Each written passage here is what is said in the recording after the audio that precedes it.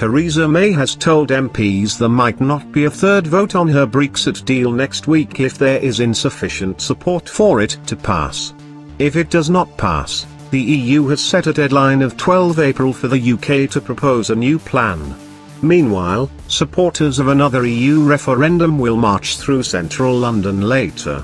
Labour's Tom Watson will speak at the event, pledging to back May's deal if she agrees to hold a referendum on it. If Mrs May's deal is approved by MPs next week, the EU has agreed to extend the Brexit deadline until 22 May.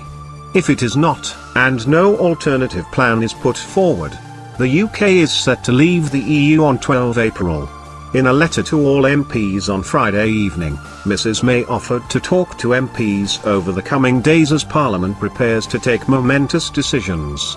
Children's Minister Theresa May told the Today programme failing to support Mrs May's deal would lead to a meltdown in our politics, not just for the Conservative Party but for all parties. Indicating he would stand down if Mrs May's deal is not voted for, Mr Zahoy said he cannot justify going to his constituents and saying, "We failed to deliver this and that, now we are having to stay in the EU and go into European elections." Mrs May also confirmed in her letter that the government would change the law to officially change the UK's departure date from the EU next week. Her letter came after the DUP, whose support will be crucial if the government is to win, indicated they still would not back her deal.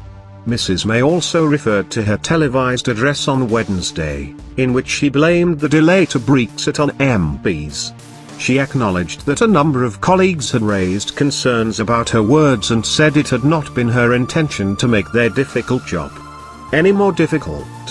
Former Tory Chief Whip Andrew Mitchell told BBC Radio 4's Today programme there was a very strong feeling she'd made an error of judgment on this.